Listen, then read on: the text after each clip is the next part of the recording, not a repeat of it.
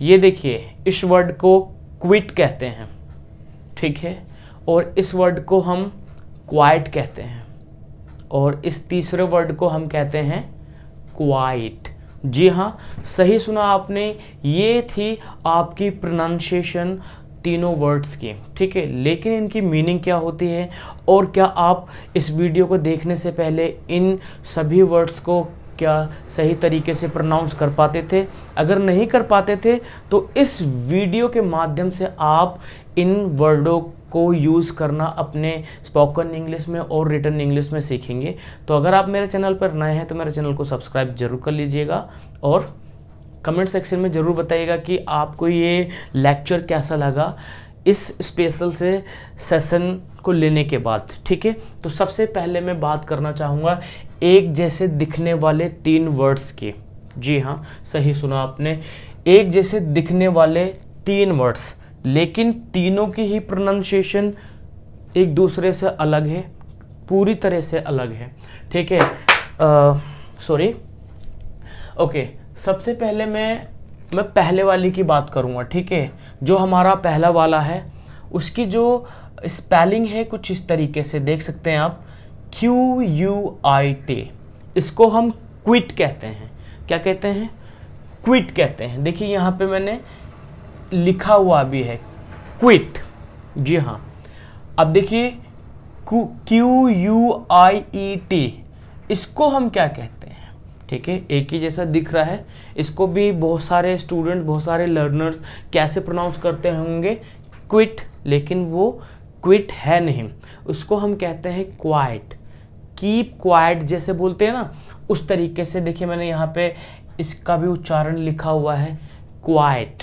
जी हाँ, क्वाइट। और आप देखते हैं तीसरी वाली हमारी जो वर्ड है वो कुछ इस तरीके से है QUITE। देखिए मीनिंग्स अलग अलग हैं, प्रोनाउंसिएशन अलग अलग है, ठीक है, और स्पेलिंग्स भी अलग अलग हैं। इसको क्या पढ़ेंगे? QUITE। इसको पढ़ेंगे हम क्वाइट। जी हाँ, सही सुना आपने, क्वाइट। ओके, चलिए कुछ एग्जाम्पल्स मैंने लिए हुए हैं यहाँ पे। 3 एग्जाम्पल्स हमने क्विट वाले सेशन से लिए हैं, 3 एग्जाम्पल्स हमने क्वाइट से लिए हैं, और 3 एग्जाम्पल्स हमने लिए हैं क्वाइट से। जी हाँ, क्वाइट से। ओके, तो सबसे पहले मैं बात करना चाहूँगा क्विट की। ओके, क्विट एक वर्ब है, ठीक है। क्विट का मतलब होता है किसी चीज़ को त्याग देना या किसी चीज़ को छोड़ देना। देखिए जैसे कि मैंने यहाँ पे लिखा हुआ है, this is a verb that means stop, किसी चीज़ को स्टॉप करना, रोकना, एंड गिव अप, त्याग देना, ठीक है। तो यहाँ पे हमारा पहला एग्जाम्पल है इसी क्विट को लेकर। ये देखिए मैंने यहाँ पे क्विट का यूज़ किया है। I decided to quit my study. मैंने निर्णय लिया अपनी पढ़ाई को छोड़ने का, ठीक है। I decided to quit my study. तो क्विट का मतलब क्या किया? छोड़ने का, जैसा कि मैंने आपको बताया था, स्टॉप करना या त्याग देना, ठीक है। चलिए नीचे देखते हैं इस तरीके से, ठीक है। यहाँ पे देखिए, डोंट क्विट, कीप ट्राइंग। छोड़िए मत, जारी रखिए, कोशिश करते रहिए। Don't quit, keep trying. Okay, third देखते हैं इसी के एग्जाम्पल क्विट का। Ram quit drinking last yesterday. Ram ने कल ही, ठीक है, जो कल था, कल ही उसने क्विट कर दी थी, क्या? शराब पीना या ड्रिंक करना, ठीक है। समझ में आ रहा है यहाँ पे? ओके, तो चलिए चलते हैं हमारा क्वाइट को लेके। क्विट खत्म हो गया। क्या खत्म हो गया? ये वर्ड क्विट। क्या पढ़ेंगे इसको? क्विट। ये खत्म हो गया। अब हम पढ़ने वाले हैं क्वाइट को। क्या पढ़ने वाले हैं? क्वाइट। जी हाँ, सही सुना आपने। चलिए देखते हैं, मेकिंग नो नॉइज, ठीक है। क्या कह रहा है? मेकिंग नो नॉइज यानी कि शोर शराबा ना करना, ओके, और किसी साउंड को क्रिएट ना करना, ठीक है। तो जैसे बोलते हैं ना, शांत रहो, ठीक है। Keep quiet in the class, ठीक है। क्विट नहीं बोलोगे, क्वाइट नहीं बोलोगे, क्या बोलोगे? क्वाइट, कीप क्वाइट, ठीक है। चलिए देखते हैं, पहला एग्जांपल मैंने क्या लिया है? My brother is very quite today. मेरा भाई आज बहुत शांत है। शांत की सेंस में लेंगे हम इसको, ठीक है। शांत, समझ में आ रहा है? जैसे कि मैंने बताया मेकिंग नो नॉइज, यानी कि शांत, शांत, ठीक है जी हाँ, शांत, एकदम शांत। नेक्स्ट देखते हैं second, you should be quiet here, आपको यहाँ शांत रहना चाहिए, ठीक है।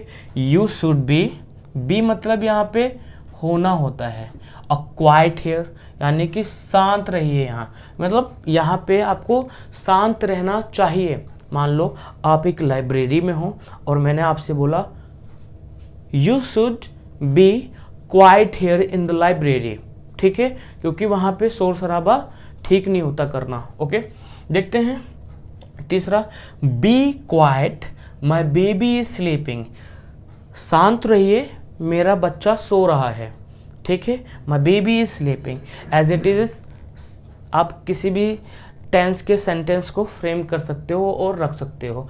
अब देखते हैं third one, last but not the least, जो हमारा क्या है, यहाँ पे देखेंगे इसकी प्रोनाउंसिएशन, क्वाइट। क्या है?